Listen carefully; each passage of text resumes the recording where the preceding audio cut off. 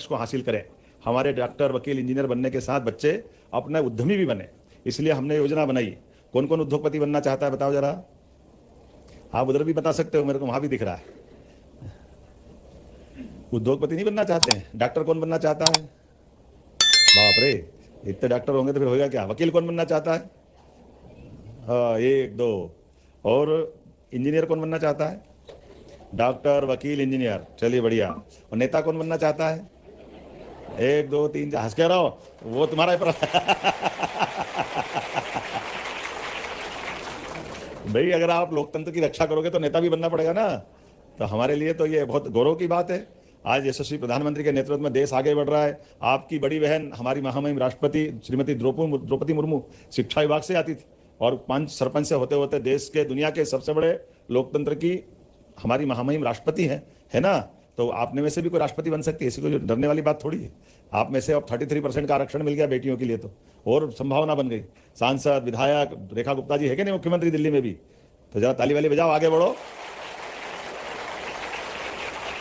एक बार फिर आप सबको छात्रवृत्ति वितरण के इस कार्यक्रम की बेहतर उपयोग होगा। ये पैसा उसका समय पे आ जाए तो उपयोग, और इसीलिए ये एक नहीं, ऐसे कई सारी चीजें हमने शुरू की। आपने ध्यान दिया होगा, स्कूटी देना तो स्कूटी समय पे देना, गणवेश का पैसा भी समय पे डाला कि गणवेश का पैसा भी समय पे डल जाए। कोशिश करेंगे अगली बार साइकिल भी हमने समय पे दी है। जिस चीज को दे करके स्कूल में लाभ मिल जाए तो उसका फायदा, नहीं तो क्या फायदा। इसलिए हमारी सरकार बच्चों के लिए तो सब कुछ करने के लिए तैयार है जो आपको चाहिए।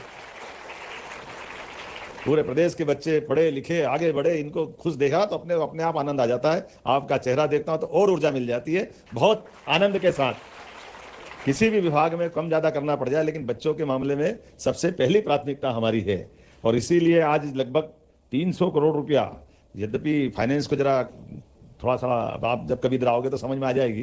विभाग को चलाना, सरकार को चलाना, सरकार से पैसे का प्रबंधन करना, घर से भी आप मम्मी पापा से पैसे मांगते हो तो आपको सब अंदाज होगा कि कितनी जल्दी मिलते हैं। बोलने की जरूरत नहीं है ना।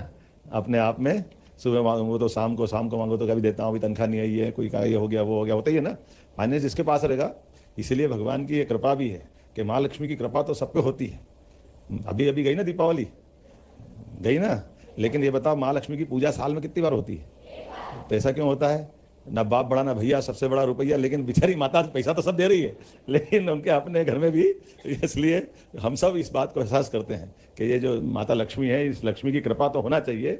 लेकिन ये बात भी है कि जब कृपा करती तो अमावस की रात में दीपावली बना देती है, ये भी बात मान लो आप।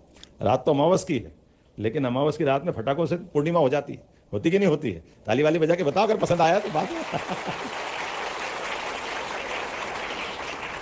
माता लक्ष्मी, लेकिन एक शर्त है। माता लक्ष्मी की प्रसन्नता के लिए, माता लक्ष्मी किस पे प्रसन्न होती है, किस पे होती है और कैसे होती है? एक क्रम है उसका, एक सीक्वेंस है। माता लक्ष्मी प्रसन्न होती माँ सरस्वती को करने से। माता सरस्वती को प्रसन्न करते तो लक्ष्मी अपने आप आशीर्वाद देने अपने साथ आ जाती। तो आप उसी मार्ग पे चल रहे जो माता सरस्वती आप पे कृपा करे। विद्यालय में विद्या अध्ययन के माध्यम से आपका जीवन भी मंगलमय हो, आनंदमय हो, बहुत आगे बढ़ो, पढ़ो लिखो।